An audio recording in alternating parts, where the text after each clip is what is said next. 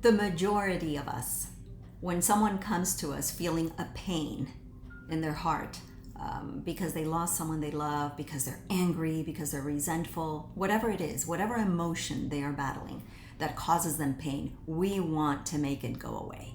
We want to help our friend, our loved one, just not feel that pain. And that is a mistake. What we really should be doing is sitting with them, helping them feel that emotion for as long as they have to, and help them process it correctly.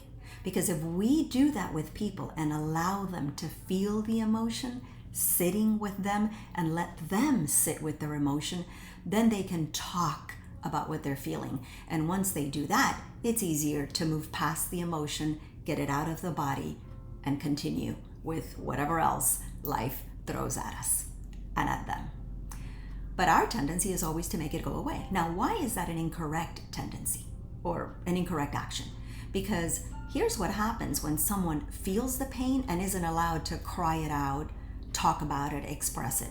When someone wants it to go away, like let's go eat, let's go this. First of all, we create a tendency for the wrong things. Now I feel that every time I have a pain, I have to go eat. Every time I have a pain, I have to go have a drink. And so now we create a wrong action, and it can develop into addictions of any kind. Let's go shopping. Let's go do our hair. Let's go. And then it can be an addiction to shopping. It can be an addiction to everything else because it helps us hide that emotion. That's one. Two, when we hide the emotion, don't sit with it enough to process it, then it begins to weaken certain organs in our body. So if it's fear that we're not allowed to talk about, then we develop weak kidneys, or we develop a weakness in our kidneys. And eventually, as we get older, we're going to have kidney issues, all sorts of urinary tract infections and problems with our kidneys that originate in the kidneys. When it's worry, and we're not allowed to talk about what worries us or concerns us, then it develops a weakness in the gut, and we're going to have digestion and intestinal issues. When it's I'm upset at something that was done to me, it's an injustice, and I'm not allowed to talk about it and feel that anger because, oh, it's not Christian, or you just shouldn't feel that way, or go to your room until you're done, because we even do it with our kids. Well, it develops a weakness in our liver, and we will eventually have issues with that organ as well. And I can go on and on. Losses. People have losses and they're not allowed to cry. Oh no, look, they're better. They're not suffering anymore. It's a good thing they died. What?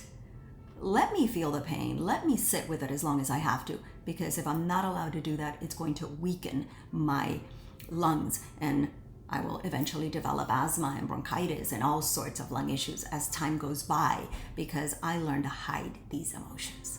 And so that's why when someone comes to us with an emotion, the best thing we can do is allow them to talk about it, feel it, sit with it, and we can even sit with them as they process that emotion.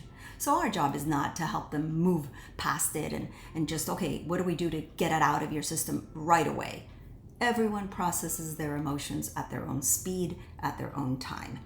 And we can only control our emotions. So we can't control the emotion of others. We need to let them get through those. Now, what will help?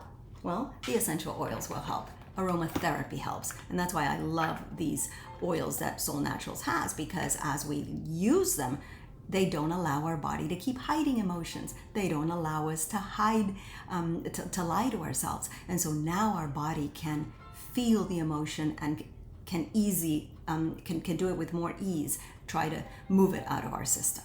So the next time someone comes to you feeling an emotion, don't try to fix it for them. Listen to them, let them feel it, let them sit with it, and you sit with it as well. And you'll see that it'll be healthier for them, because you'll be helping them to process an emotion that would have otherwise stayed hidden inside of them, weakened an organ, and would have caused a physical illness in the future. So how do you use these oils to help your body process emotions as you sit with your friend or your loved one and help them? There's a video that I have on my channel that's called Increase Frequency of Roll-Ons for All Discomfort in the Improve Your Health program.